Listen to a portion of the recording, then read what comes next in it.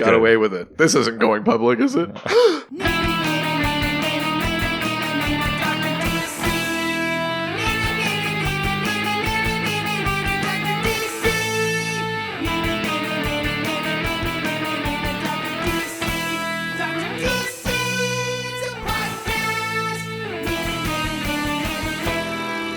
Welcome, residents, to the Dr. DC podcast. My name is producer Richard, and across from me is the Doctor himself. Hello. Each week we talk about the weird and wonderful world of DC. While fielding questions from listeners like you. Wow. Look, I'm congested. You're hurting. My ribs hurt. Yeah. And my arm hurts. Oh, why is that? I don't know, because there's fucking we got needles tattoos, in me. baby. Yeah, we got tatted like a couple of bad boys. Yeah, we got inked. Yeah, nothing says bad boy like Batman and Superman tattoos. Yeah, as we fucking like sheepishly try to explain to the tattoo artist who's this very pretty girl, and we're like, oh, well, his is kryptonite. The thing was, I wasn't trying to be sheepish, but I try sometimes when I know someone's not into something, I just don't explain it all the way. So I was just like, oh, it's like a Superman thing. But then she kept asking for questions because she was being nice and making conversation. So it was like she was pulling teeth with me. I wasn't deliberately withholding stuff, but I was. Well, Mrs. Ma'am, the tattoo. I was like, oh, it's a Superman thing. Oh, it's like Superman's like language from his home planet. Yeah, what the home does it planet say? is Krypton. It's called Kryptonian. Yeah. It was like I had to keep every step. Okay, well, in issue number 143, it was like the lamest secret to keep. Yeah, yeah. If the answer was it took me a really long time to have girls like me. Yeah, well, yeah. I mean, yeah. I guess you can see my conditioning in there a little bit, but. No, we had a good time. That was fun. It was a good time. We got our tattoos. Yours is dope. Yeah. Love it. The bat screaming, I am the night. Yeah. I like it. Yeah. I'm a little disappointed that it wasn't Alfred crouching behind a garbage can holding a pistol. That's 150. You heard it here. 150 reviews. We make Richard get that tattoo. The best part about this is I'm not involved at all. Yeah, I don't. Other than making sure you get it. I meant that we were both getting it, matching tattoos. I'm weighing this. I'd consider it. His silence is approval. I'd consider it. That's consent. If you don't say no, that means you say yes. That's very. Oh no. Oh no. Yes. I don't. Did we talk about it, that I cracked my rib on the podcast? Did that happen before we recorded last week? Because we talked about it. I was here. I don't think I brought it up. No. Yeah. Why don't you talk about how you regale these plebeians with my? Why don't you talk about how you hurt yourself in the most complicated ways? Not like you. Simple, a blade in a bathtub. Jesus Christ. So fucking dark. I mean, I implied it, but again, if it's anything like your acting career, I don't think you can cut it. Oh no. That was the joke at the roast. Oh yeah. I forgot about that one. Yeah. I was really proud of that one. Yeah, that's right. I forgot about that one. Nice. Talk about your rib. So I've got two very large dogs, and I was trying to walk both of them at the same time while like fiddling with my phone and like in the middle of winter with all these extra clothes on, and they saw another dog, and I would have the extendable leashes, and so they saw the other dog, and I tried to keep them close, and by doing so, holding back like almost like 200 and something pounds, and so I ended up flying forward and then cracking my rib on something. I think it might have been one of the leashes, but it could have been like a root or a rock. I don't know. Yeah. But yeah, so I cricked my rib. Yeah, so now everything hurts. Yeah, everything hurts in a different way. Well, it's a good thing that we do this podcast where you won't be tempted to laugh. Yeah, no. That was one of the first things I said. If this was a comedy podcast, you'd be in trouble. Yeah, that's true. Oh, God. So we got a review. Yay! Yeah. We got a 5-star review from Facebook from Jonathan Kane. I was Why did you hoping say it was it like because that? I wanted it to be Jonathan Kent. When I first saw it, I was like, Oh. Jonathan Kent. Oh, Kent. Well, yeah, sorry. Your 5-star review is a disappointment. Try again. Yeah. Sorry, Jonathan. Much like my family, every success comes with a failure. Jonathan goes on to say, this podcast is my favorite podcast. Yeah. Oh, yeah. Fuck all you other podcasts. Yeah. Yeah. You suck. We're here. You suck, WTF. Wow. Now. That's right, Marin. Yeah. Dr. DC's on top. Yeah. This is it. This is when it happens. Dr. DC's on top, but it won't last long because we've got no stamina, baby. Just like in bed.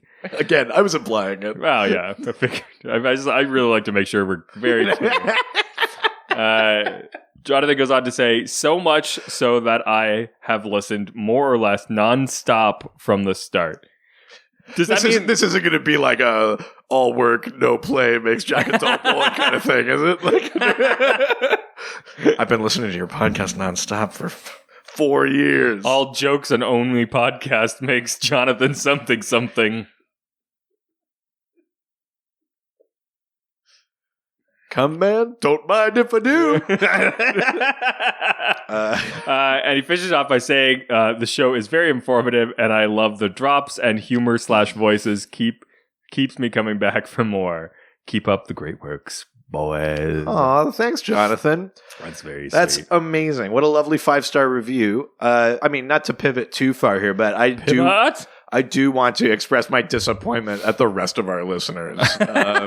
I put something out there last week, and I was proud of it, happy about it. I told you not to put that dick pic online. I thought we were going to brave new spaces as a group, as a community. And when I checked today, the only two Was that tweets you and with your the only Harajuku girl outfit? only two tweets with the hashtag Jay Garrick is Zaddy are ones Oh. I put up. Yeah. What the fuck? It's not shared. Do people actually not agree? Okay, this is the thing. I just need to know.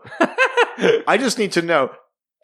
I wrong in thinking Jay Garrick is Zaddy, or are you all just too fucking cowardly to Yeah. say it online? Here's the thing. Say that online. Tell me whether or not you were too cowardly to say it online. I think it's either three options: is that they don't agree with you, right. and they or they're too afraid Of me. Of what I would do. I was going to say, more importantly, they're afraid of what you would do. Yeah. Yeah, see, this is why we get along. Yeah, well, that's, I mean, one of the greatest disappointments of my life, I would say, is the failure of hashtag Jay Garrick is Zaddy. It's good to know. Yeah. Only second in this podcast. So, we got some news.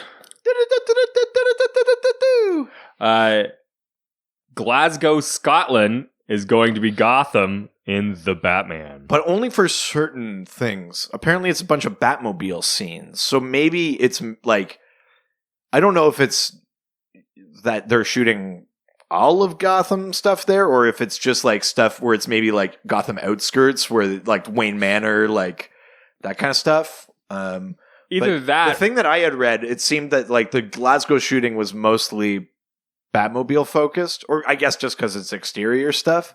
I think maybe a bunch of the rest of it is sound stages. The words that I've actually heard were the production will be located there. Glasgow's Gothic architecture is apparently what the director Matt Reeves had and his design team had in mind for Gotham. Yeah, I mean that's fair.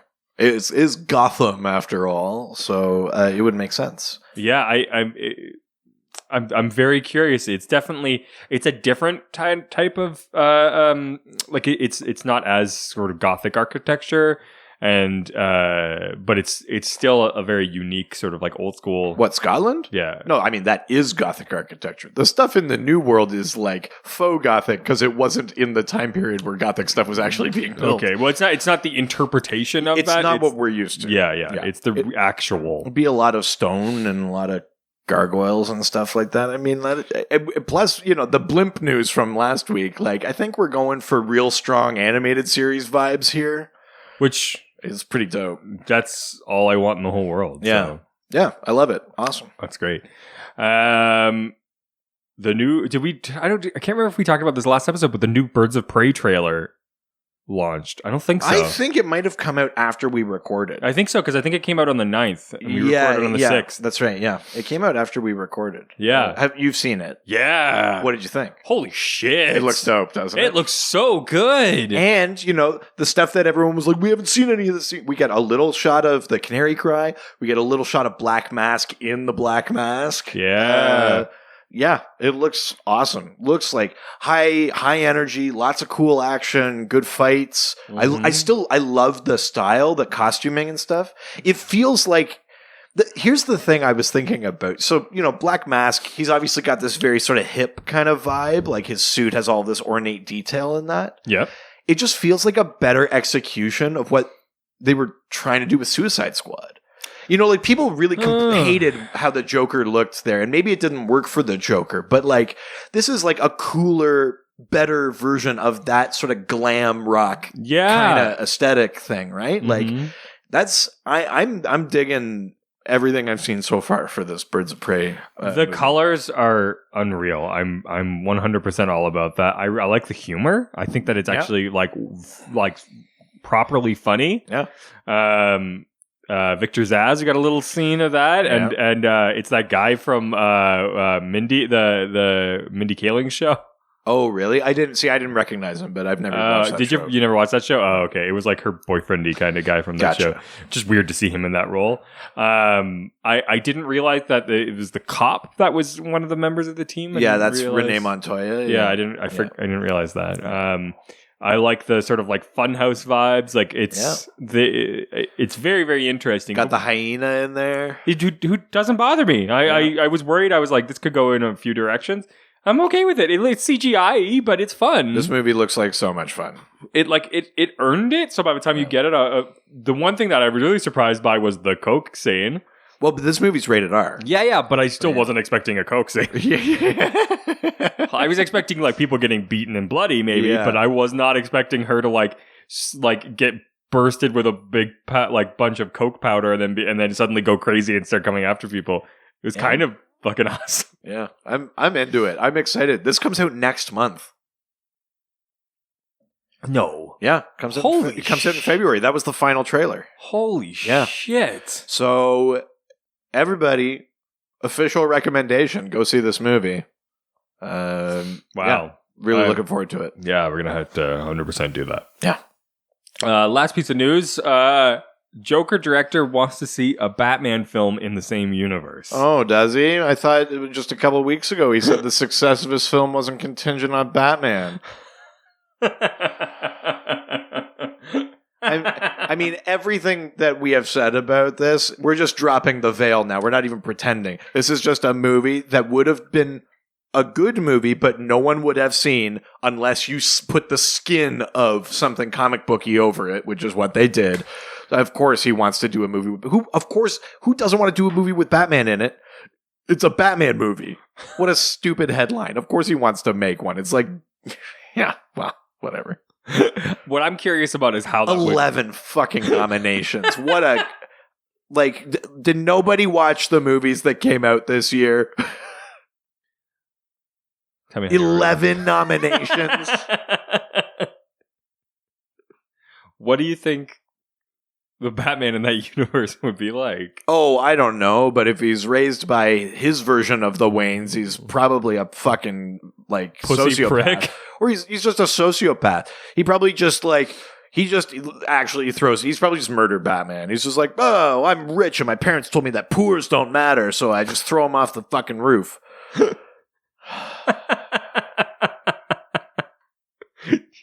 I feel like this is making you hate Joker more. It is, actually. Yeah. It's the clout it's getting for the Academy Award. Yeah. I mean, Joaquin Phoenix deserves it. Yeah. The movie, go fuck yourself. Did you not see the movies that came out this year? It's a reverse of what the issue that normally happens is, which is a really good movie, but not a great actor gets a great acting award. Yeah. This is the reverse, where the movie keeps being good in spite of the fact that it was actually just a really good acting. Well, yes, exactly. People are conflating a really good performance with the movie being good.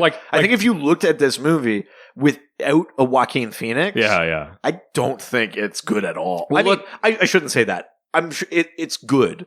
But it's not awards good. It's not 11 nominations good.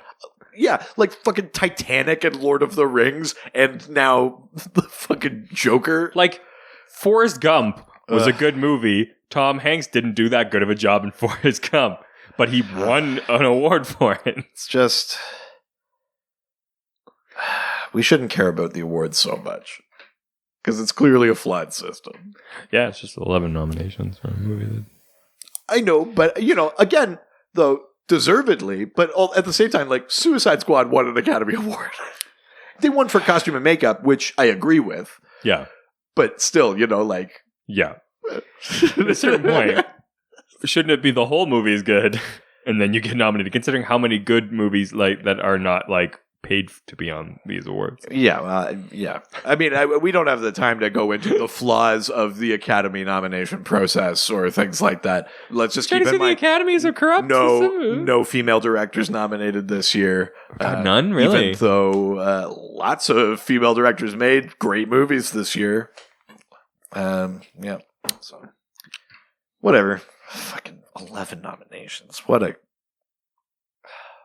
So this week we're talking Charlton Comics. What? I gave you an episode to set you up. I don't understand. What? Go on. I know you want to. I don't know what you mean. Do you need me to start it? I don't know. Charlton Comics of our days and our nights. I don't know the rest of the song. Charlton Comics of our wrongs and our rights. That's a good song. Did you come up with that? I want Charlton Comics to something me. This guy's a fucking dork. Get it in me. Wow. That's cool, buddy. I'm gonna... Fuck you. Yeah, good job. This is outrageous. Hundreds of episodes. And now you won't sing it. Or you're just waiting to sing it later, which is more likely. I don't know what you mean. Yeah, this week we're talking Charlton Comics. Charlton Comics. Days and our nights. Charlton Comics of our wrongs and our rights. Yeah. I want Charlton Comics to charge me. Huh? Yes. We're talking about Charlton Comics. We're talking about the characters that came from that old publisher that then got absorbed by DC, folded into the multiverse, originally as Earth 4, and then as main continuity counterparts, and now sort of both, a little bit of everything. So we're talking about that this week.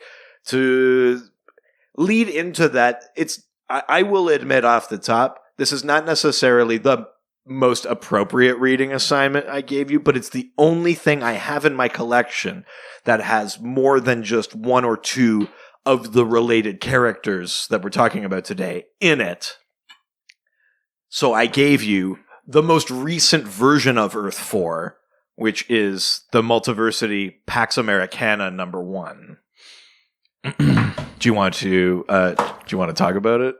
So first, fuck you. I'm sorry. I know. Fuck this fucking book. Written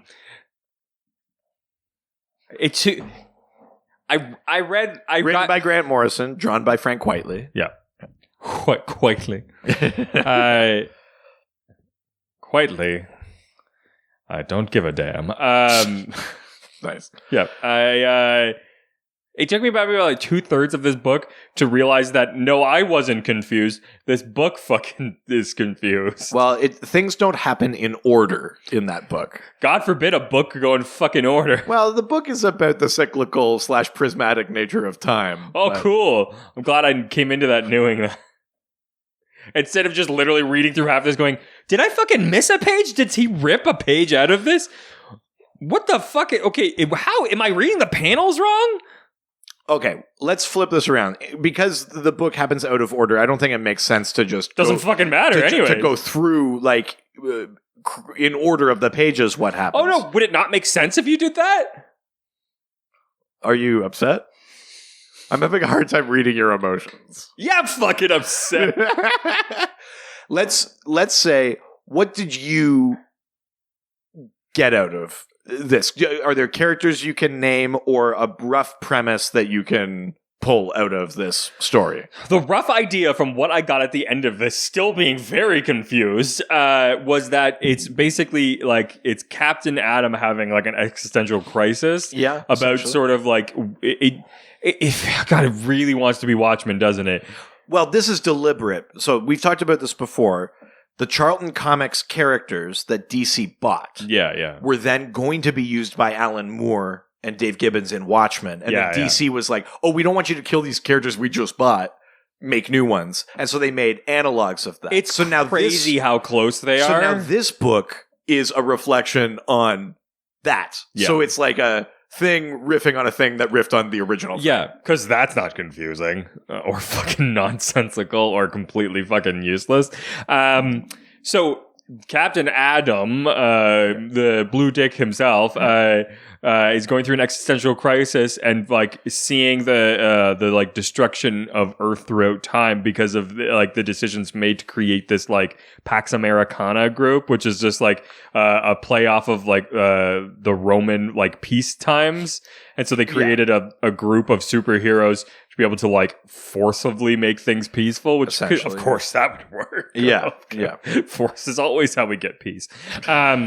So he fucking, so he's literally seeing the beginning and ending of all of that while also just like falling in love with the idea of comic books, which he's read because the guy who came up with this idea's father was a writer of comic books. So he shows fucking Captain Adam comic books. And so he then starts like imagining his life through the prism of comic books, thinking about them as an alternative dimension, thinking about like his life as mysteries from a comic book series, what that would look like. That's basically all I got from it. I mean, that's really good. It took me more than one read to get that out of it. Well, I don't know. You fucking... But yes, so a couple of things I'll add to that. So we get a little bit of a timeline of this world just out of order. The first superhero on this Earth is a hero called Yellow Jacket, who was part of the original Charlton. He's the original hero, but Yellow Jacket is the president, the guy who gives Captain Adam these comic books. Yeah. It's the president's father. Yeah. Yellow Jacket is accidentally killed by this guy who is the president. It was the son. When he's a kid. Yeah, because he breaks into the house and the kid shoots him. Yeah. And then takes off the mask and goes, Dad? Yeah. At the very end. Which is actually the beginning. Yeah. Captain, basically, this Pax Americana thing is, they're going to force peace. Captain Adam is seeing all of time. They know that, well, the president also, when he accidentally kills his dad, he sees the domino mask fall off and it falls in like a twisty, like a Mobius strip. Yeah. And he gets this idea of infinity and looping time and stuff. And so they work on this thing called Algorithm 8 that is basically, it helps them predict events. And essentially he realizes that the only way to achieve peace is for him to die. And then be brought back to life. And then get brought back to life. Yeah. So he basically, the Peacemaker, who is the analog, in Watchmen, the analog is the comedian. Yeah. Peacemaker kills the president. Captain Adam goes back in time and brings him back to life so that everything can happen again. But it's basically like the dissolution of this very fascistic sort of superhero team is the thing that kind of is meant to produce peace on their world. Yeah. But it's all happening out of order. Other things like the Question is trying to investigate the death of Yellow Jacket. But also that is really just the figment of Captain Adam's mind creating this as a comic book series for him to imagine what that adventure would look like if it was a comic book. I think those things are still meant to be actually happening on this Earth. Because he literally talks about like another mystery. But he's seeing it like a comic book, but it is actually happening. Oh, okay, yeah. Because the point that you brought up, he has a line where he says, like, when you pick up a comic book, you can turn the page and jump in at any point in the narrative and you can see it all. That's you as a three-dimensional being, how you see a two-dimensional world. How do you imagine how I see a three-dimensional world? Yeah. So the point he's making is that at any point he can see any point in the timeline. So he can walk into the future and walk into the past. He's viewing it like a comic book, but it is real. The events are actually happening. They're actually transpiring. But he's also like watching multiple things happening at the same time. Yes. He's also... Which is a Dr. Manhattan thing where he sort of exists in all moments at once. Which is Not confusing at all as a fucking reader, yeah. Okay. Given zero context and like just thrown into it, yeah. Okay. You're upset. I've betrayed your trust. You hurt me? Out of all people. Other than the fact that you never read these before the day of, and that's not enough time to absorb what's happening. I don't know what you mean. If you... Do you actually think you would feel differently about this if I had given you context / if you read this more than, like, before today? Or do you think you were destined to hate? Do you dislike the idea of a story told out of time? Because it's not like there's an issue that comes before or after this on this Earth. Like, the multiversity just drops you into different Earths for little snippets. That's all this is a snippet. Is there any version of you reading this and not hating it? Or do you think you were destined to hate something like this? Yeah, I think I was destined to hate this. Yeah, because for me, like I like watching movies and TV this way. I think this format just doesn't work for me because I just get frustrated. Right. Because I'm like, I think it's also because there's so much. Like, I don't know where this came, when this came, if it was a lone thing, if I'm missing something else. So for me, the whole time I'm going, am I missing pieces of this puzzle? Right. And is that why it's not working for me? Right.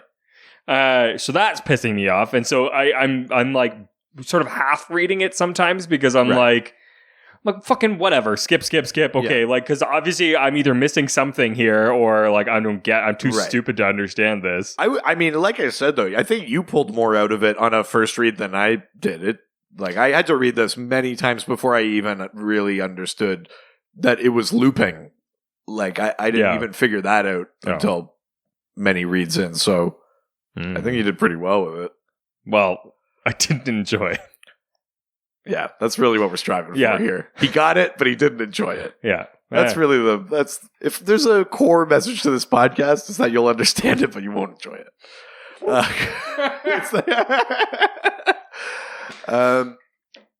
Fair enough. Like I said, this is not a great window into what we're talking about today, which is like the original Charlton Comics, the original versions of these characters. I like seeing Blue Beetle. That was cool. Blue Beetle, The Question, Nightshade, Captain Atom, Peacemaker, Judo Master. I'll tell you, the ones I knew were The Question, Blue Beetle, Captain Atom. Yeah. Those are the three that I knew. Yeah, exactly. So Nightshade I had never heard of before. Peacemaker sounded familiar, but I didn't. I think we had some news like months and months ago that he was going to be in the new Suicide Squad movie. I think we had talked a little bit about that character because of that, but yeah. But it's the only comic that I had that had all of them in it. Yeah. So that's why I did it. It's not to completely fuck me, but it's not a great reading assignment for what we're talking about, but it was the best that I had, and I thought at least you would see a version of all of them before we talked about some of them. Yes. So. I think the idea of what this book is good. I just think for me, the format didn't work. Right. Like I just either like I need something right like to give me context while I was reading to not just like confuse me. Right. But also I think that speaks a lot to my uncomfortability with comic series that I don't really know. Well, that's fair. Don't have any information going into it because then the whole time is just the ruining it because I'm like, when is it going to make sense? And at the end I was just like, oh, I think I know what just happened. I don't know. Yeah, fair enough. I mean, I know the answer to this, but how many capes? Fucking. Someone's gonna really like this. If someone really likes this, I'm not asking what they think. I know, but I know that it was well written. The artwork is not great. I'll be honest. You don't like it? I think that it's really hard to distinguish between characters. I have a hard time going like, who is this? The characters that aren't the obvious ones, like the other humans just around. Yeah. Well, also characters who are on like, I think those are characters out of costume. Maybe I don't. Oh, sure. Yeah. Like that dude and the lady in the pink outfit. I'm like, so that's Peacemaker. Yeah. Costume, I'm just like, I don't. Right. It doesn't give me enough to know. It feels like, these guys. Right. It's like fucking Clark Kent. Like, and I'm like, no, I don't. Yeah, like, that's true. Yeah. That I found that was really challenging. Right. I felt like his faces weren't really super well drawn. And so for me, I was constantly just trying to figure out who people were. Also, there was like 3 women who basically looked the same in this. Yeah. And that plus the fact that it's jumping around in time does not help. Yes. Which I didn't know. And so I literally am just completely confused, like being like, when, huh? Right. Yeah. So, but I know that like it was well written. You don't have to justify it. I'm fighting with myself. You have a feeling in your heart. Well, how many capes? 3 capes. Are you pandering? Who am I pandering to? I don't know. The people, the fucking Pax Americana heads. I'm Captain Atom. How do you spell watching from another dimension? The Pax Americaniacs. Yeah. Yeah, that's it. No, I don't know. I have a lot of strange feelings about this. Sure. And I need to 3 is higher from how viscerally angry you were at the start of this conversation. 3 is not what I was expecting. It's like me after watching Easy Rider. Hate the ending to Easy Rider. Where I'm like, Easy Rider is such a good movie. How do you have a complaint about it? That's not. Open up that can of worms. Sign up for the Patreon. We'll do our Easy Rider episode. Easy Rider tier. Yeah. Where it's every week just you complaining about the ending of No, it's just $1,000 you have to pay, and I will discuss my feelings on Easy Rider. Only one person can buy it. Yeah, sure, yeah. Yeah. And if someone does, then I will do a full commentary track of Easy Rider. Right, yeah. Yeah. I like it. Yeah. I don't think that's shooting too high. Someone wants that, you reach out to us and I will put it up.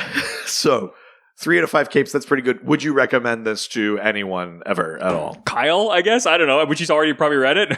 He might not have, because Kyle doesn't read a lot of like current eventy comics. He might not have read this, but yeah, Kyle would love this. Yeah, that's probably the only person I know that I'm like, no, for sure. Fair enough. Would I like just take a person who's never read a comic book and give him this? No. Yeah. No. Yeah, but No. I have cruelty in my heart. So. Wow, yeah. All right, let's move from this modern Pax Americana version of Earth 4 Do we have to?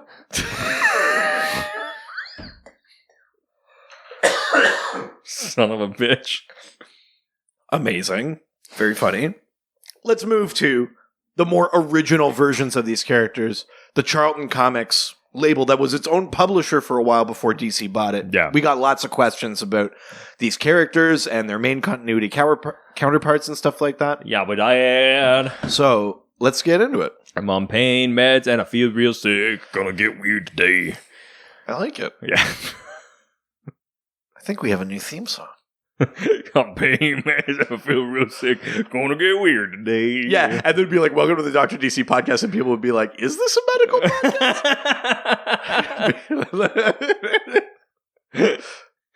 I listened for 50 minutes to wait. I was waiting for them to finish on Superman so I could get some advice about my fever, but they never it's okay. got there. You just got to listen to the end, and then you'll realize that it was actually from the beginning. We were fucking. Can you cut the dial dogs? Put them in front of everything else. Fuck. The fact that in the book, I think the episode should end abruptly after one Twitter question, but all the other questions are moved in front of them.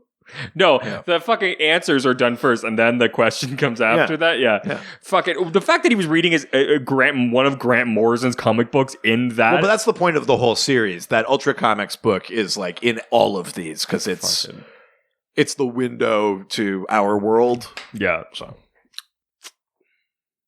fucking full of himself. Wow, haven't heard Morrison talk like that in a donkey's age. That takes me back. Well, there hasn't been a Morrison here for 50 years. Let's go. I killed the last person that talked about Morrison that way. It's true. Maybe he's still alive in the future. Let's go to Facebook. Go to the face said the book. Go to the Facebook. First question comes from Cody Thoroughly. Cody. thoroughly am excited for this question. Oh, I went for like Kobe. Like Cody. Cody! Yeah. I really liked your character on Lost. Thoroughly. Yeah. I like that Weezer album. Thoroughly. I like that line in Airplane where he says, "Don't call me thoroughly."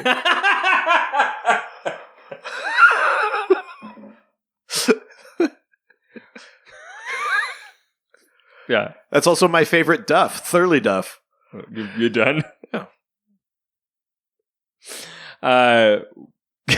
Cody asks, why isn't modern Captain Atom more prevalent in current DC? And have you read the Captain Atom Armageddon series where he died and popped up in the Wildstorm universe? Is it worth reading? Right. Thanks.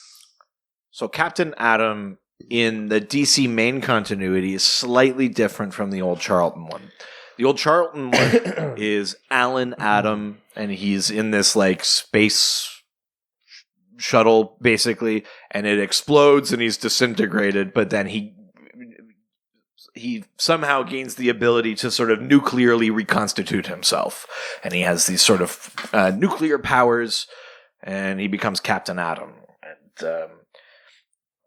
the DC main continuity one, he's like an Air Force or like an Army captain. He's Captain Nathaniel Adams. And then he becomes Captain Atom. Yeah. Well, same with Alan Atom in the other one, but in the DC one, he's part of an experiment where they're testing out this like alien metal to see if it can withstand like a nuclear blast, and he's like incinerated and also thrust into the future, gaining quantum nuclear powers along the way. So the Watchmen analog thing is Dr. Manhattan, of course. So that idea of being part of the quantum realm and stuff like that, and being able to have these nuclear powers, that's all from that. Mm-hmm. Or rather, Dr. Manhattan is all from that. The thing with Captain Atom in DC is he started as just a guy that had like nuclear power, could fly. He had this sort of metal skin containment suit. He could shoot like energy beams and stuff like that. And then I think the more, like, as you go through decades of comics, the more they thought about him and the more they thought about his relationship to Dr. Manhattan, the more they were like, maybe he's more powerful than we've made him. Yeah. Maybe he should be more aware of the quantum physics and like uncertainty principle, and maybe he does see all of time at once. And the more powerful they made him, the less able they were to write him in a world with all other superheroes. I mean, and I think it got to the point where they were like, if we acknowledge that Captain Atom is as powerful as we believe him to be, we literally don't know what to do with him. And they've written him out. Not officially, because he sort of disappeared / disintegrated. In Future's End, it was like 5 years later, he had been like buried in the moon or something like that for a bit. He had a series relatively recently called The Fall and Rise of Captain Atom, where he supposedly got a new identity, but then during Doomsday Clock, you sort of saw him in his old identity again. But it was just in like the background of a couple of panels and a couple of things. He does have a very brief face off with Dr. Manhattan, but barely. I think what's happened is instead of just being a guy with nuclear-ish powers like a Firestorm, they sort of made him this like quantum god like Doc Manhattan, but then to make him like Dr. Manhattan, all of the pieces are become like that, where he's distant and like I don't think they figured out the right balance there, and I think that's why you don't see him so much. I honestly, truly believe they don't know what to do with him. In a way that, Hawkman in the 90s, I don't think they knew what to do with him. Or, they stopped writing Joker in the 50s because he was like at that point, they couldn't do anything murderous. He was just a silly gimmick sort of character. So they were like, we shouldn't use him anymore. And he didn't come back till like the late 60s or the 70s or whatever. That sort of famous Neil Adams, Danny O'Neill issue. I think Captain Atom is in that period right now where they're like, it's too complicated. We don't get it. We don't have a place for him in what we're doing right now. And so he doesn't show up.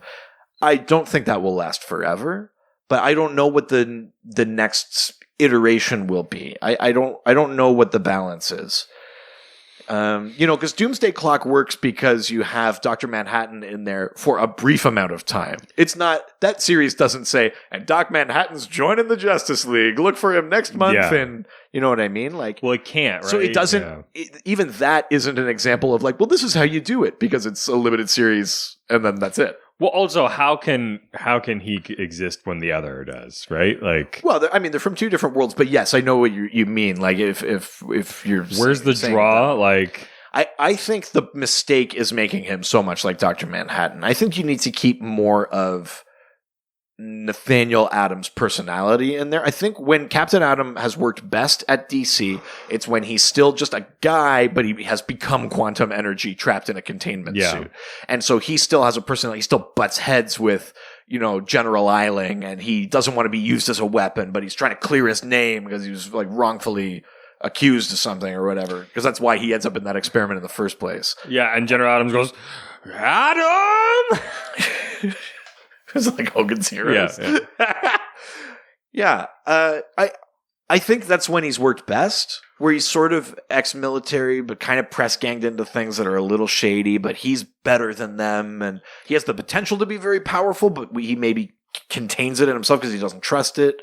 Well, because the quantum god thing, I don't think I like Captain Atom as that. I don't like that for him. I like Alan Atom, like the Earth 4 one as that, because that works fine. It's a different world, and we barely see him, but like, as an ongoing thing, I couldn't just read a Dr. Manhattan comic forever. That would drive me fucking nuts. Like, and I couldn't just read an Alan Atom, like this Pax Americana version of him forever. That would drive me nuts. Well, no, because at the end of the day, like, anything that we could want to use him for could literally not matter less. Like, well, that's the thing. Yeah, exactly. Like, he's never gonna fight bad guys. Like, he's so beyond that. He like, sees all of time and space. What does he give a shit about a necklace? Yeah, like whatever. Yeah, yeah. Like, he just like doesn't care. So I think that that's like the biggest issue and the ultimate like downfall for a character like that in comic books is that like you can do a thing like this, like Pax Americana, you can show a snippet or do something like what you're doing with Dr. Manhattan and Doomsday Clock, which is just like the reflections of this character upon everybody else. Yeah, that's fine. But as soon as you start trying to use that character as a lens, it's never going to work because their viewpoint is not something that we would ever have any impact on us. Yeah. I mean, the reason we can keep reading Superman is because essentially, even though he is an alien and he has these sort of godlike abilities, he's raised human. He's one of us. Well, his perspective is human. Exactly. You can't write a comic from the perspective of God ongoing, like you can as an experiment or as a sort of shorter thing.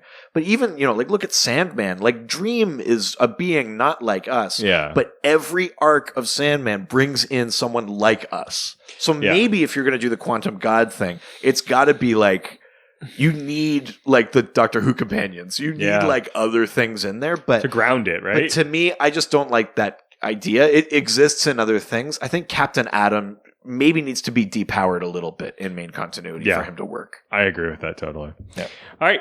Next question comes from Dan didn't start the fire because he's Dan Dunn. Because Dan Dunn. Because he's only just Dan Dunn. It gets more soulful every time you do it. That's the kind of guy I am, man. Wow, the meds are hitting, hey? Fucking I can see it in your eyes. Sky. I can see it in your eyes.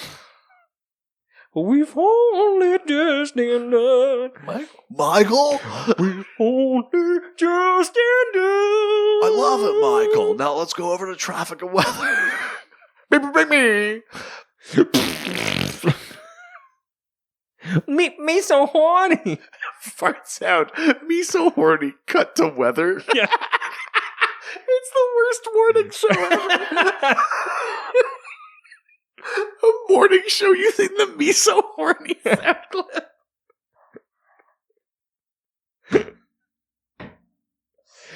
Oh, I think there's going to be a lot of rain today. I think I'm going to throw up.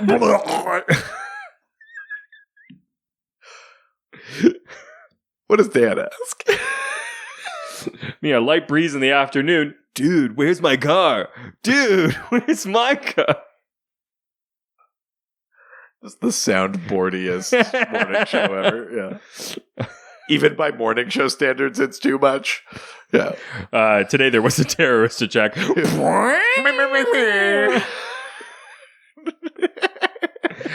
Dan asks, how is the original question different from the ones we know and love?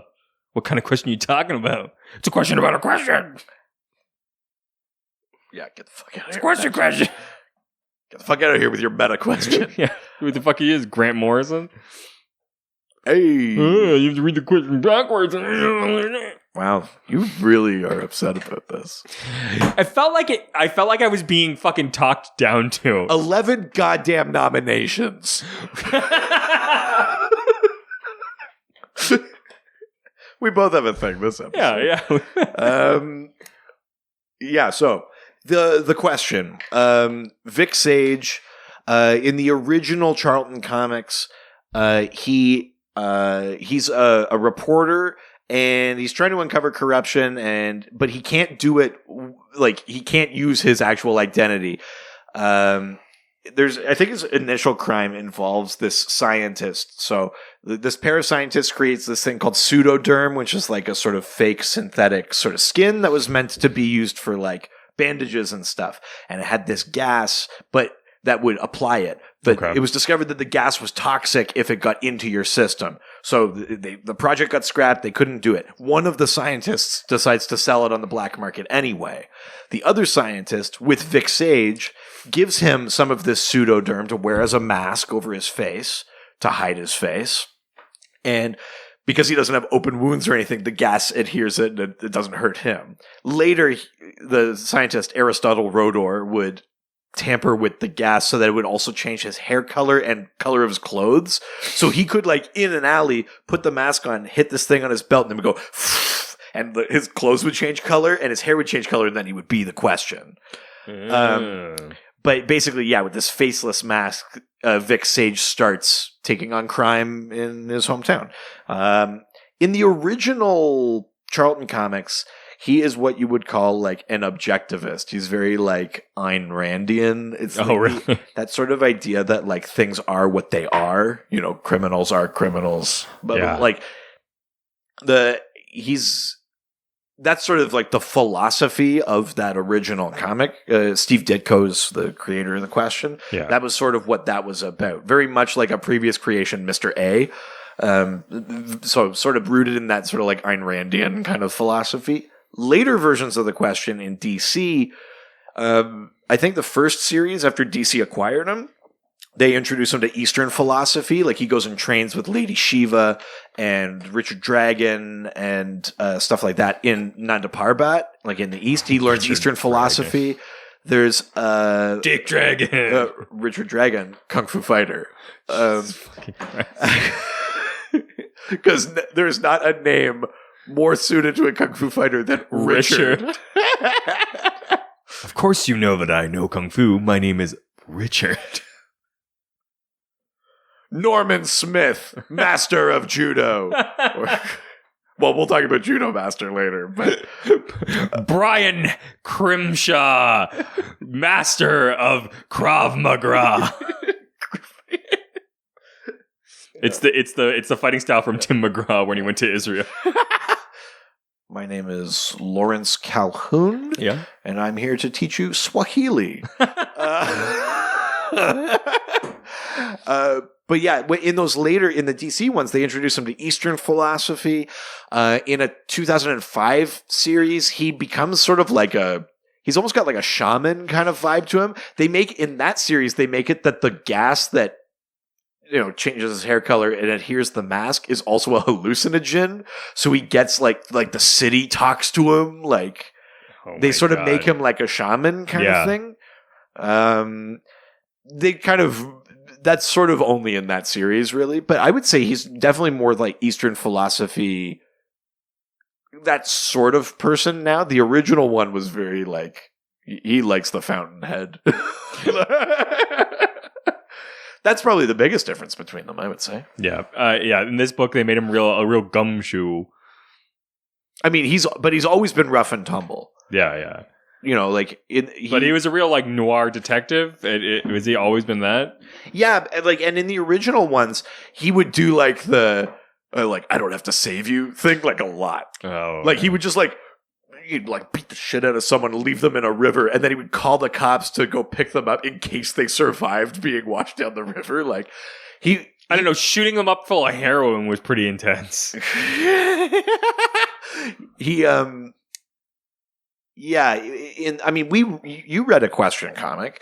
In the DC version, they always had this thing where he was like, I'm really tempted to kill, but he didn't do it through his series until the Question Quarterly #1, which is the book that you read, where he's like in the jungle and there's like the drug trade and he has to get someone back. He ends up killing the person to save this girl. Yeah.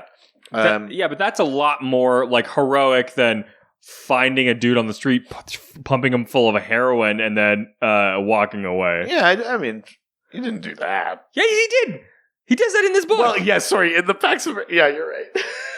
In Pax Americana, the Earth 4 Question absolutely ODs someone on heroin. Literally just like, he's like, that's what he was asking for. He jams it in his mouth, yeah. Blue Beetle's just like, he's also got another line where he says, I don't save bad guys. Yeah, but I mean, in that way, the Pax Americana Question is closer to the original Charlton, and then the thing that Rorschach is based off of, right? So, yeah. Well, the next question comes from the most interesting resident. Stephen Marion Almagro? That's right, Stephen Marion Almagro. I don't know why you had such an issue with that. I didn't. I just gave you the setup. Speak slowly. It's not. I'm just having a stroke. Oh, you're Kretchening. Babdo. Kretchen.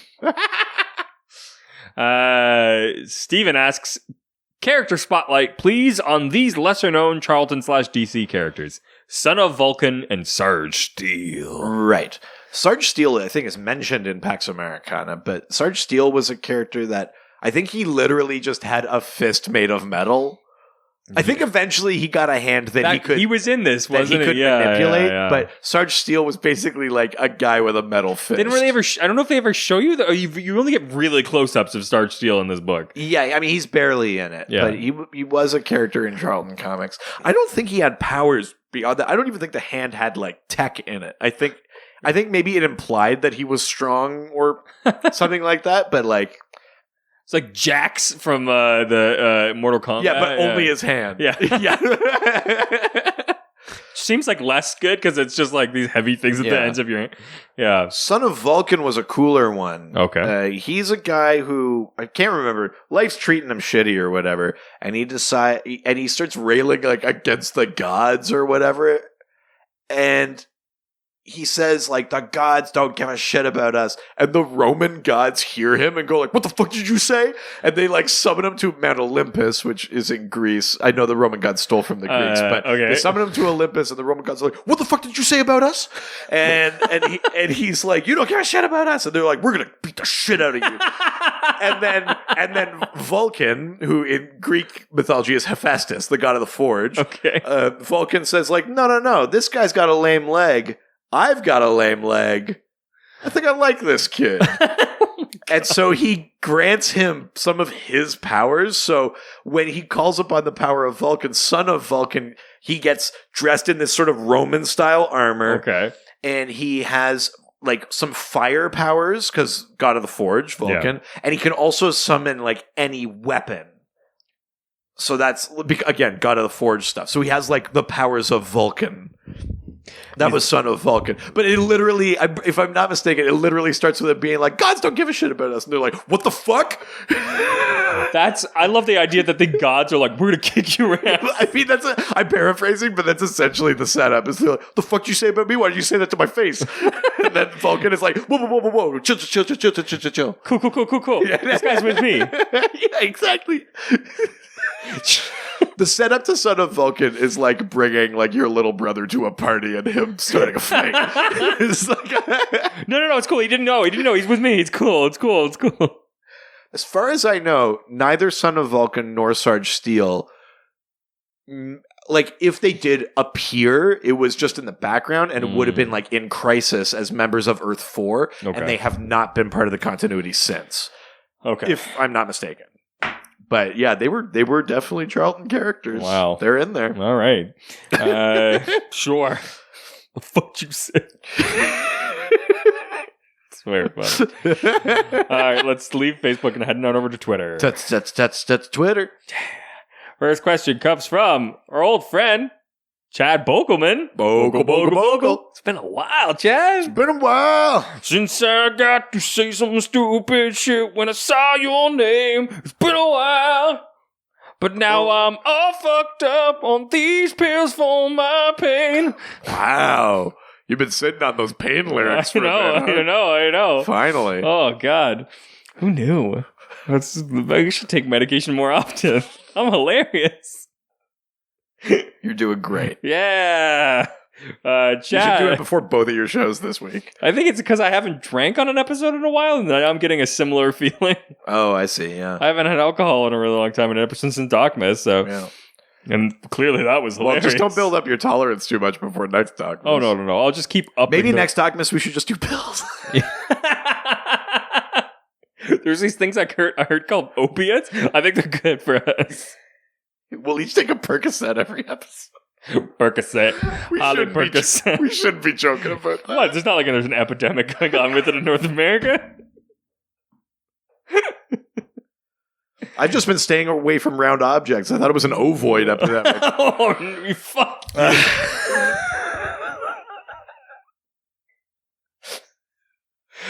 I've been avoiding them because it sounded like it was something that represented a pizza company, so I wanted to avoid the opioid. You know that red guy with the floppy ears? Oh, Jesus. What did Bogelman ask? Who would win, Hoppy the Marvel Bunny or Thunder Bunny? Oh, right. So Hoppy the Marvel Bunny is from Fawcett Comics. It's a rabbit that gains the powers of Shazam. Thunder Bunny is a Charlton version. Oh, fuck. See, I had to look this one up because I've literally never read Thunder Bunny. You've never read Thunder Bunny? Jeez, I thought you liked comics. Well, yeah, I know, right? What a fucking poser I am. Yeah. Thunder Bunny. Look at this guy. He's a big fat phony. Yeah. Oh, right. It's a boy who transforms into a superhero in the form of a pink rabbit. Sure. So it's got a Shazam-y vibe in that he changes form, but who would win? I'm giving it to Hoppy the Thunder Bunny? The Marvel Bunny. Oh, the Marvel Bunny. Yeah. Because he has the powers of Shazam. Oh, yeah. Shazam's much more powerful. That's way better than just being like, I'm a pink bunny now. Like superpowers. It's like... Sorry, it's also John Lovitz. I'm a pink bunny with superpowers. You did this to me, God. And now I'm reaping all the benefits. Yeah. Cool. Yeah, I'm giving it to the Marvel Bunny. I'm sorry. I thought this was a mistake last time you wrote this, so I edited it. But now I'm realizing that this person maybe just changed their name. But it says Adam Talking Superman. Yeah, he changed his name on Twitter. The fuck, you think you could just change your name like that? Jesus. I deleted it last week because I know you did. Because I thought that it was a mistake. I thought you were writing somebody else's name. Yeah, and then... I mean, it was pretty disrespectful. He has a way that he would like to be referred to, and you just bulldozed it. Oh, yeah? Oh, okay. The next question comes from Adam Talking Man Super. How do you fucking like that? Richard, that's too many pills. No, Richard. Sorry, I'm just seeing the world on the fourth dimension. Yeah, good. Maybe you'll finally appreciate this fucking masterpiece book I gave you. I'm sorry, you must be Grant Morrison. You're talking about how good your artwork is. That's the reveal. 159 episodes in is that I've been Grant Morrison this whole time. Makes so much sense. I moved to the Yukon. Why do you think I killed the other host? I know I sound like Shrek. Uh-oh, I just took a big shit. I'm going to use that in my next comic, donkey. I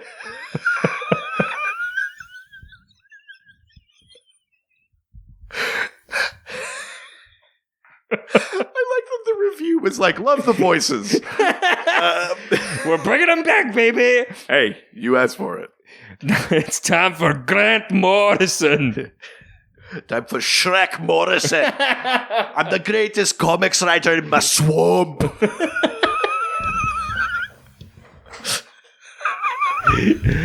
Oh, fuck. Well, that's Shrek Morrison's definitely new Shrek Morrison. Yeah. Look for the t-shirt in the merch store. The characters are real. It wasn't a fairy tale. It was real life. All your fairy tale books tell you about other swamps. Parallel swamps vibrating at a different fart frequency. Yep. I think it's the worst thing we've ever done. It's a good time to end. So, Adam, Talking Superman asks. I don't think that's what I called him, but they ask, does Peacemaker's helmet have a practical use? Oh, right. So Peacemaker's helmet is fucking weird looking. You saw it in the comic. Yeah. It's got the weird, like, almost like, it looks like tubes on the side that come really up over stupid top. looking. It's a real stupid looking helmet.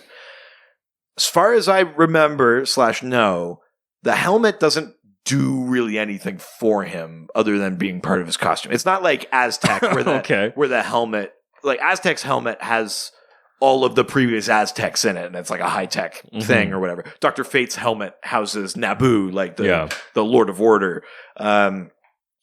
Peacemaker's helmet doesn't do that, but I think there was a period of time, I think it's when he was in the DC tenure after they had bought the character. There was a period of time where he went nuts, and I think he heard voices and he believed them to be in the helmet.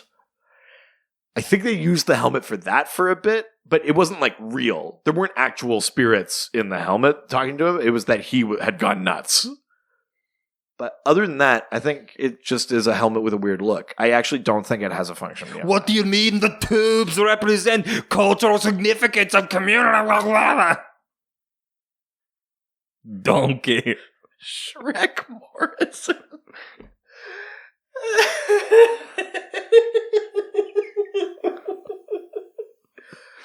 Can we please make that a t-shirt? Sure. I don't know what it will look like. I'm going to sit on that. I'm going to think about that one. Yeah. Oh.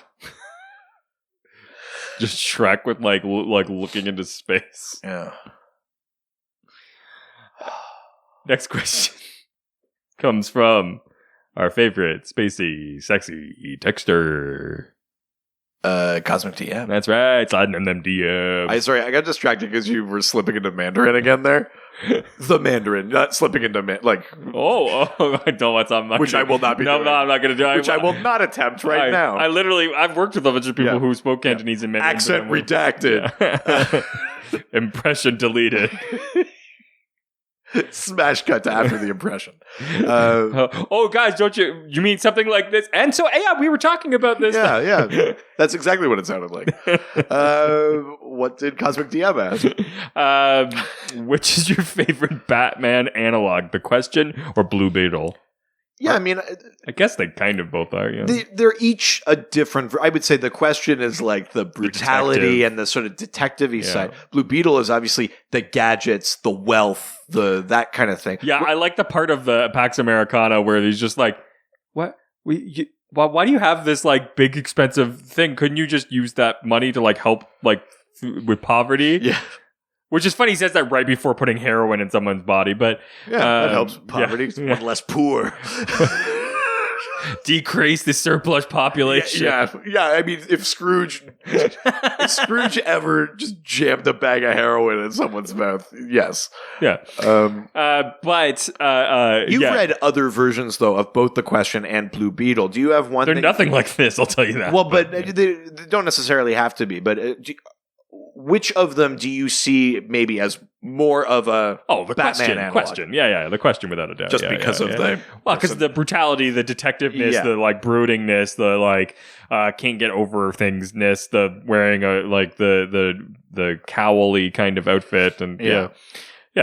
Sure, fair enough. Yeah, I mean, I think Blue Beetle is Beetle's just got gadgets. I mean, that's not a lot of Blue Beetle is do. closer to like Dick Grayson as Batman. Yeah. I mean, Dick Grayson has tragedy in his life and he does take things seriously. Blue Beetle, especially in his DC tenure, becomes a bit silly for a bit, which is the whole setup to his death is that no one takes him seriously and no one helps him.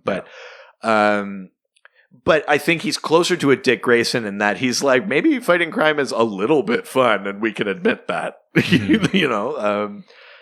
I mean, I think the question is a closer Batman analog, but I get the idea because Blue Beetle does sort of have that tech inventor sort of side to him. Yeah, I think I agree with that. Mm-hmm. Yeah, question. All right, next question. It's mixed meat nights at the local deli. It's organ night. You've been doing pretty well with those. I'm really running out of ideas, but can we get the lowdown on Nightshade? Well, it's there's peppers, the red, the greens. Those are all nightshades. Tomatoes are nightshades. Yeah. Those are nightshades as well. They're not good for you, especially if you have an autoimmune disease. That deadly nightshade. What Sally puts in the soup that makes the professor fall asleep in Nightmare Before Christmas. Oh, I don't fucking remember that movie. I wasn't a 16-year-old girl at Hot Topic. Frog's breath. I thought you liked Frog's breath. Wow. Oh yeah, I love that movie. Disney House. I forgot. Oh, I know. This is one that like I grew up on. This is all about Daddy. Oh yeah, Daddy like. Oh my god. Yeah, for some reason that phrasing. Please cut this bit out. Yeah, at a point. Yeah, what do you mean? Cut out what bit? Hey, it's full. Yeah, that local team. Yeah. Can you do your Mandarin impression again? Oh yeah, no problem. So this is another reason why I don't like that was movie. Really good. I can't believe how good that was. You know what? I've been really working on it. Yeah. I think the gong helps. Nightshade. So Nightshade is a character who her mother was the original Nightshade. So this is in Watchmen, the analog for Nightshade was Silk Spectre. Mm-hmm. Her mother was the original Nightshade. But unlike Silk Spectre, Nightshade has powers. She is sort of, her birthright is this place called the Shadowlands. Or the Land of Nightshades, I guess it's called. It's essentially a shadow realm where she can control shadows and the darkness and stuff like that. Eventually, in the DC tenure, the Land of Nightshades gets destroyed, I'm pretty sure. And she's just on her own with shadow powers in the world. Yeah. But essentially, it gives her like darkness manipulation powers. So she's in a similar vein to like Shadow Lass from the Legion of Superheroes, or like Shadow Thief, the Hawkman villain. But it comes from another realm, kind of like a fantasy realm, sort of like a gem world or something like that.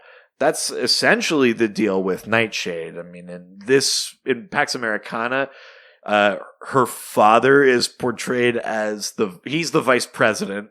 And he is portrayed, I think, don't they set up that like he thinks her mom is crazy or something like that? But she keeps talking about the Land of Nightshades, and he's like, there's no Land of Nightshades. Our daughter has powers, it doesn't matter. Yeah.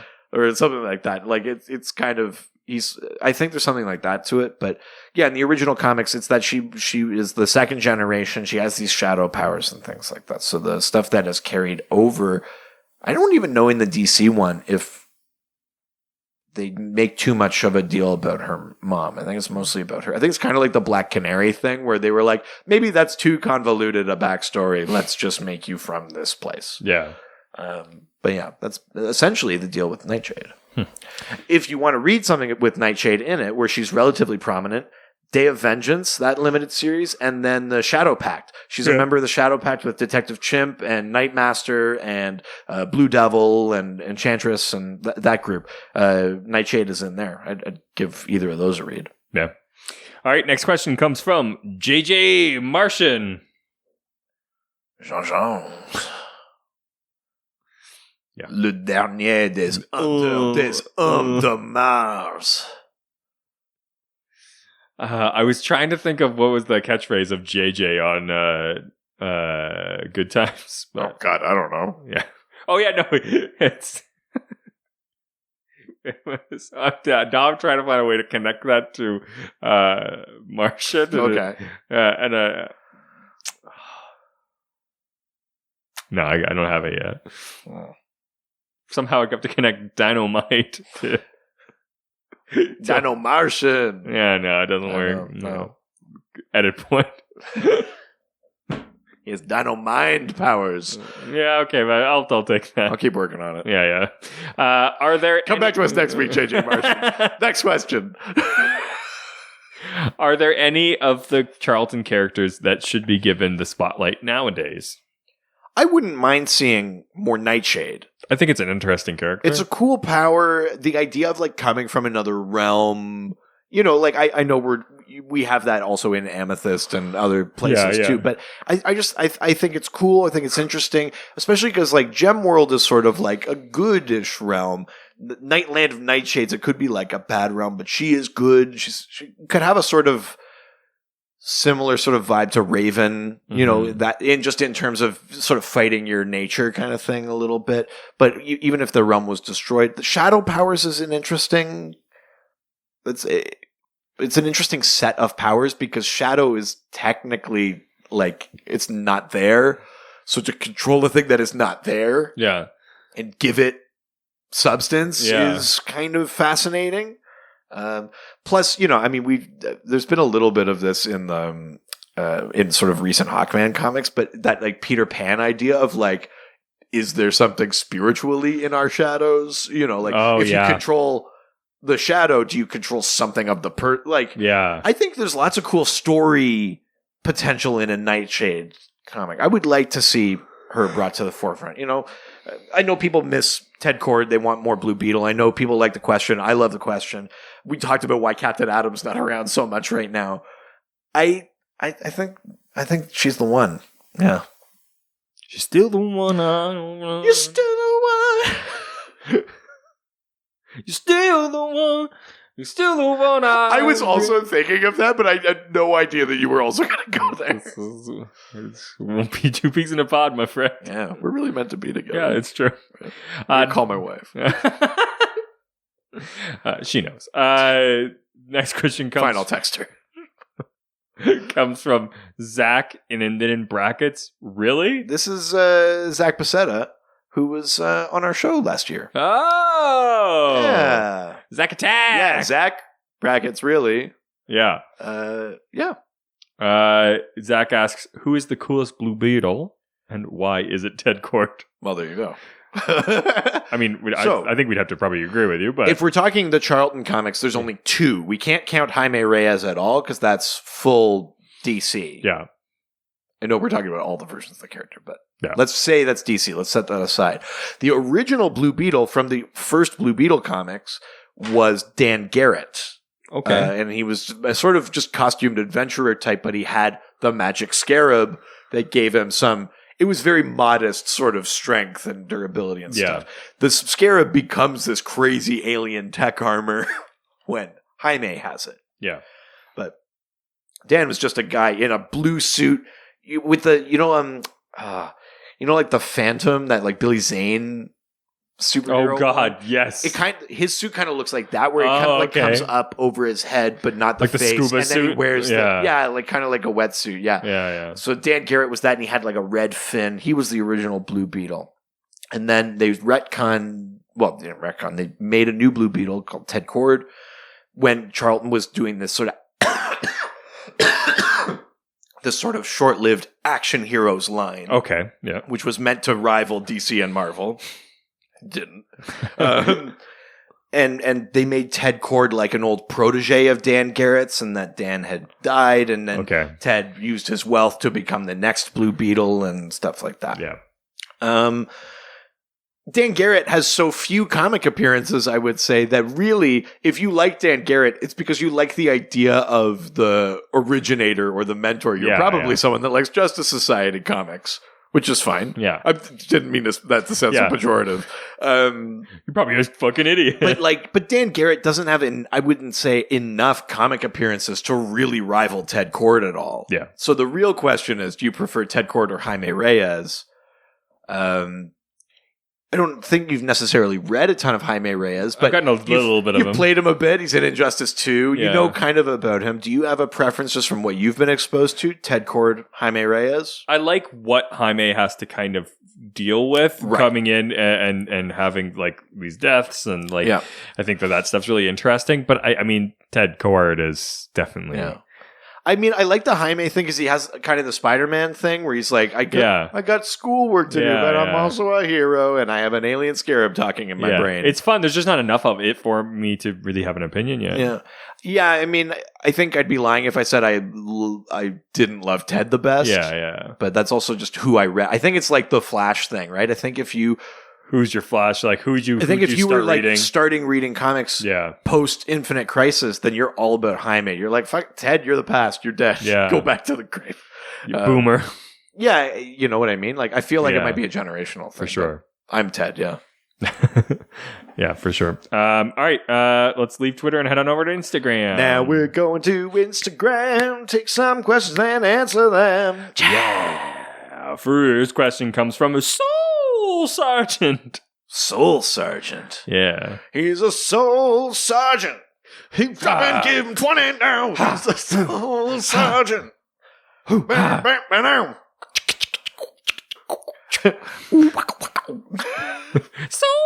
I was doing Limp Bizkit. I don't know what I was doing. Oh, yeah, I don't know. The question is, were there any African Americans in the Charlton universe? No. That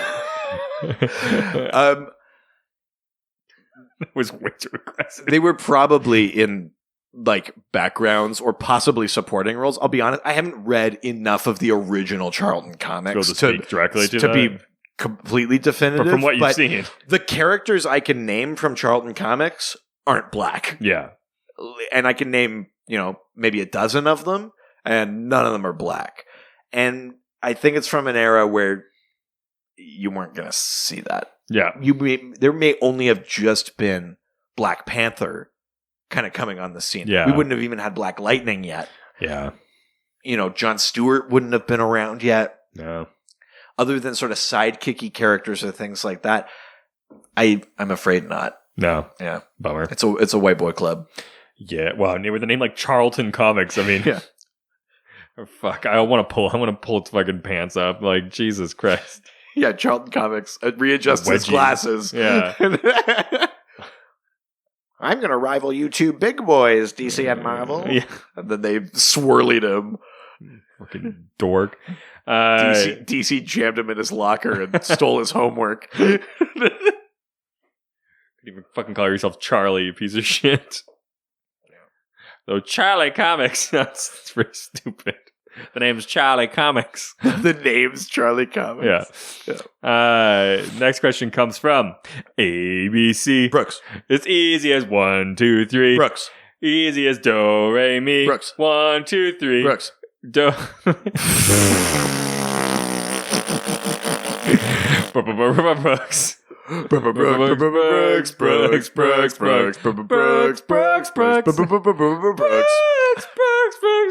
Brooks. Stuck the landing, but yeah. Whoo-wee. Who's Zaddy? Oh, I'm never gonna get over that. Y'all just left me hanging with hashtag Jake, Eric, and Zaddy. Now I look like a thirsty bitch. Well, you always were. Well, yeah. Listen, Zaddy put on that shirt with a lightning bolt on it. I got a little electric in my pants. Got that fucking helmet on. Got that dome on his dome. Give him some dome. Yeah, there he is. Okay. Yeah. All right. ABC Brooks asks, the Earth 4 president maybe killed his own father. How? Why? Just so many questions. I don't know. With a gun? Well, he's talking specifically about Pax Americana. Yeah. So, like we said, the Earth 4 president is, when he was a child, his father, who was Yellow Jacket, the original superhero of this Earth, had forgotten his keys and so had to break into his own house through the window at the end of a night of superhero. And for some reason left his gun just the kid was playing with his gun because it's America. Yeah. And he sees a guy in a mask coming in and he shoots him and kills him. And his domino mask falls off and lands in like an infinity symbol, and it kicks off this whole thing with Algorithm 8 predicting events, the cyclical nature of time and everything. But that's, I mean, there is no how and why beyond that. That's just basically the setup of the story. And the end. Well, the setup of the story that you don't see until like 3/4 of the way through.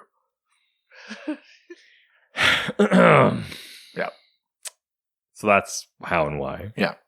I'm sorry, there's not much more to it than that because, again, Pax Americana is one issue. Yeah. We don't have a series of it, No, though it may have felt like that when you were reading it. Like the Mastermen one-shot that takes place on Earth 10, now we have a follow-up because we have that 12-issue Freedom Fighters series that also takes place in that world, but we don't have a follow-up with the Pax Americana. So. Yeah. All right, let's leave Instagram and head on over to Reddit. Where everyone's nice and no one's ever mean. Not even once. Not a single time. Super nice all the time. It's really great.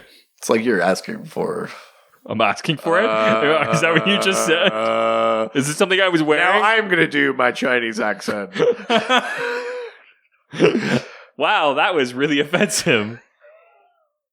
Did you cut it out? So for some reason, the gong didn't help this time. Oh, okay. It made things worse. From now on, I'm going to do my Chinese accent is shorthand for get me out of the hole I dug. That's a really awful thing to say about that they were internment camps in Canada, right? Oh, Jesus. Jeez. So insensitive, Doctor. I mean, the internment camps were more for the Japanese, but the Chinese were the Italians too. The Chinese were the ones that were forced to build the railroad. Oh, yeah. That's right. So there was some holes were dug. Very dark history in North America. Yeah. So first and last question comes from Mad Seb 77. Oh yeah, why? Hey Seb, why you so mad? Is it because it didn't sign your starter cap? What? I was trying to do Stan. I got lost. No, it's okay. Tears come cold on Hey Seb, why are you so mad? You got to understand, I do want you as a fan. 77. Never popped up my window. I can't see you. Beautiful. I feel like this episode is more manic than any episode we put out recently. I'm going through a lot of things right now. I got a lot of feelings. And then you fucking threw the shit at me. It's a lot of stuff going on today. Sure. Baby. Yeah, baby, it's all right. Yeah, baby. Yeah, so, Sergeant. No, we moved on from Soul Sergeant. I'm sorry. 11 nominations. Thank you for writing in. Oh, 11 goddamn nominations. I think listening to this episode is like reading this. I think that's the idea, right? Yeah. We joked about it, but we've made it happen. Oh my God. I think it's time to do the news. Why? I haven't even read this comic book yet. I need to read this comic book first. Mr. Muscle. Oh, yeah. Created by Jerry Siegel from Charlton Comics. Was he trying to recapture the Superman template without the alien angle? Thanks. Jacques Hughes. Hashtag, I'm sorry. Oh, sorry. I'm so sorry. Hashtag, never see you die. I'm Joker. Amazing. Yeah. Right. Mr. Muscles is a character that Jerry Siegel... Mr. Muscle. No, it's Mr. Muscles. So your question's fucking wrong. Yeah, so... Mr. Muscles is a character... This is kind of funny. He's created by Jerry Siegel, who's one of the co-creators of Superman. Jerry Siegel is also co-creator of a bunch of Legion of Superheroes characters and the Spectre and all sorts of things like that. Legendary comic book creator. He created Mr. Muscles. Hold on. If you watch that Robert Kirkman series, they have a really big part about that, and it's a very sad story. Oh, yeah. Yeah. Mr. Muscles is a character he created for Charlton Comics, who... After Blue Beetle was a series that ran for 21 issues. Yeah. After which point they changed the title of the book to Mr. Muscles because I guess Blue Beetle was waning. So Mr. Muscles' first appearance is in Mr. Muscles number 22 because they kept the numbering but just changed the title of the old series. Yeah. So he appears in Mr. Muscles 22. He appears in Mr. Muscles 23, and I think that might be it. Oh wow. And I may be mistaken here, but I don't think he has any discernible powers other than being muscly and stronger than the average man. Yes. But not like super strong. No, he's just stronger. I think Mr. Muscles has been occasionally referenced in other materials, but I think he might only have... I think he has less than 6 appearances in a comic ever. Feels like a Doom Patrol thing that I could see them bringing in. I feel like Flex Mentallo might have referenced him because that would make sense. Yeah. But they never had a thing before because he was a different comic book publisher. But yeah, Mr. Muscles essentially doesn't exist. He appears only just enough to say that he exists. Yeah. There's issues you can pick up. There are technically issues in which there is a character called Mr. Muscles. I want that to be my favorite character, I think. Mr. Muscles? Yeah. But yeah, collection would be easy to complete. It's funny that his first appearance is in Mr. Muscles 22. It's kind of perfect, I think. It's sort of like you faking it a little bit. Yeah. That's really Which funny. is kind of a technique in those days where it's like they could have just ended the Blue Beetle series and launched Mr. Muscles #1, but they were like, if we say 22, then people will be like, hey, there's 22. Maybe I should check out this Mr. Muscles. Yeah. It is like a legitimate ploy. That's so weird. Yeah. That's so strange because it's not like the crossover. It's not like you'll be like, wow, your like pull continues. Like you just go to the comic book shop and they're like, here's more of this comic. Yeah. Remember, you've always gotten Mr. Muscles. Yeah. They're just gaslighting the readers. I don't remember. It's been Mr. Muscles the whole time. It says 22. You fucking call me a goddamn liar?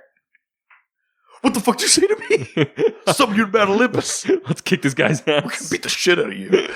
Son of No, cool, baby. It's cool. Yeah. Oh my god. So that's the deal. I'm enjoying the energy of this episode. Well, good, because you know what this means. Oh, son of a bitch. I even talked about Dial Docs off the top, and I forgot again. Oh, that was a foolish mistake. That's right. It is time for this week's Dial Doc. I have one. Oh, shit. Well, explain what it is and tell us. All right, so Dial Doc is... I don't really have one, but I'm just going to... Wow, that confidence really felt like you did. I'm just going to roll with it. Dial H, or Dial Docs, rather, are based on Dial H for Hero. It's the series in which you get the magic H dial, and you type in hero, and you become a never-before-seen hero or villain with new powers and a crazy name, and every week we try to come up with a new addition to this, and we've been doing it for 100 episodes, almost, which is crazy. So we've come up with almost 200 original characters. So don't say that we don't have an expanded universe. So mine is called Thickest Dickus. Because I was trying to find a rhyme for ficus. And that's also not a ficus. I know, but that's a jade plant. That's all I had. I looked at it and I was like, ficus? And I was like, I can't rhyme with that. But dickus? I can rhyme with that. Did you just call every small plant a ficus? Because I'm pretty sure that you If it's a plant inside your house, it's a ficus. It's so fucking stupid. Yeah. So Thickest Dickus, basically with the power of insult. Yeah. Okay. Is able to engorge his own dick, which then has the ability to shoot like actual projectiles, bullets, rockets, grapple gun, stuff like that. But he has to insult you to get this sort of raging mechanical hard-on. So he has to be a dick to you to get the thickest dickus to achieve what he... So, like, if he has to make a quick escape, he has to be like, you fucking suck. And then he gets, like, a little bit of a chub and he can launch a grapple gun a little bit of a distance. But if he's really mean to you, he could get a bigger dickus. A bigger, thickest dickus. And launch a bigger grapple gun further. So his power directly correlates to how much of an asshole he's being to you. So what if he if he says way too many? It is a mechanical dick, I should just say. Oh, it's got like nanites in it, but it responds to his like negative attitude. It's really funny because in the that TV show Miracle Workers, remember the one I showed you with Daniel Radcliffe? Oh yeah. There's this scene where the character God, who's Steve Buscemi. who's played by Steve Buscemi, decides like he keeps doing this thing where he has like an assistant who he like basically like gets him to say all the bad things that he really wants to do so that he can do it without feeling bad. Right. So he has this thing where he's watching Bill Maher. And he's just like, complaining about Bill Maher's making all these like anti-God things, and he's just like, "Well, are you upset that he like is saying all this bad stuff about you?" And he's just like, "Oh no, I don't care. I mean, like that's fine." And then he like passes him a note, and it just says like, "Kill him." Kill Bill Maher. And he's like, "Did you want me to kill Bill Maher?" And he's like, "Whoa!" He's like, "He's cold as ice." Jeez. I mean, sure, I guess. God, I do need to watch that show. And then he goes, "Well, like, what, like, how do you want me to kill him?" And he's like, "Oh, it's got to be something really good." And then he like goes up really close to him. He goes, "Yeah, just explode his penis." And he goes, "Explode his penis?" He goes, "Whoa, cold as ice." Jeez, that's so bad. So then they have to like go to the like genitals department of heaven, and they're like, "We don't know how to like explode someone's penis." He's like, "You have to do this." He's like, "Or God's gonna get mad." And then they show on the news later on, it was like God that Bill Maher's penis just got like 3 sizes bigger. And he's like walking down the street with like a giant hog. It's a really good show. That's very funny. Yeah, so thickest dickus. Yeah. Okay. So my character's name is it Schlongest Longest? Who would have thought? We're on the same page tonight. No, my character turns into actually a collection of people. Okay. Called the Restraining Order. Oh no. Oh no. Oh no. Who have the ability to, when they link arms and wrap around you, can keep anything from moving within the circle that they create. Right. Good. That's the best possible scenario for I don't understand what you mean. Yeah. Best possible scenario. But they can only do it if they are at least 10 feet away from you. Yeah, well, yeah, exactly. Yeah. They don't do it with consent, though. Oh, Jesus.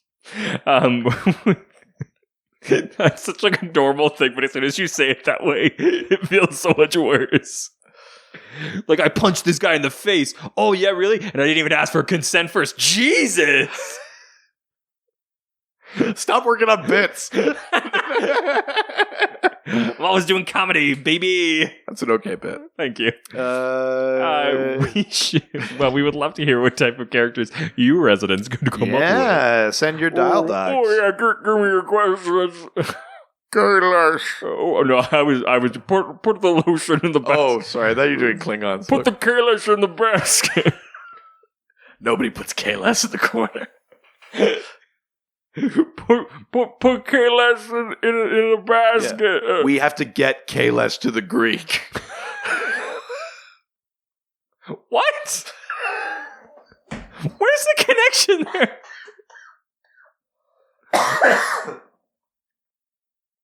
What? 11 nominations. 11 goddamn nominations. Send us your dial docs. Use the hashtag dial doc. Mm-hmm.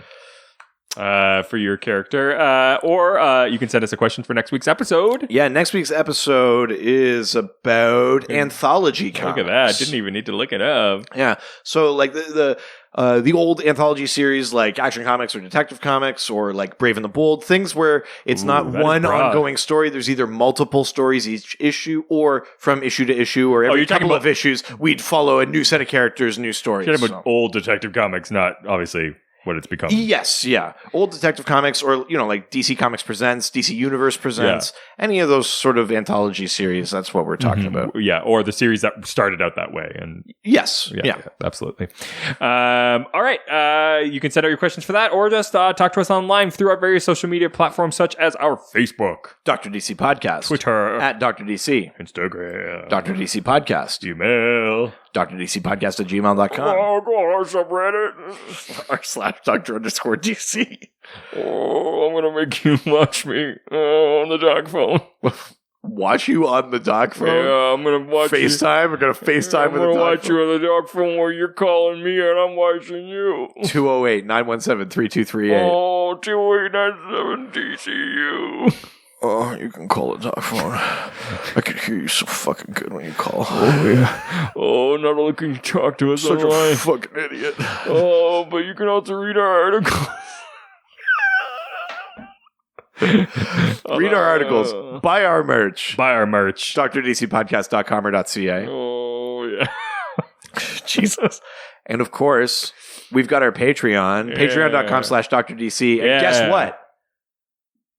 We have more than one tier. Oh, What? yeah. As of the day of recording, you can sign up for the Silver Age tier. It's $5 a month. You get an extra episode every week. It's the double dose. We geek out about all sorts of stuff. Comes out on Fridays.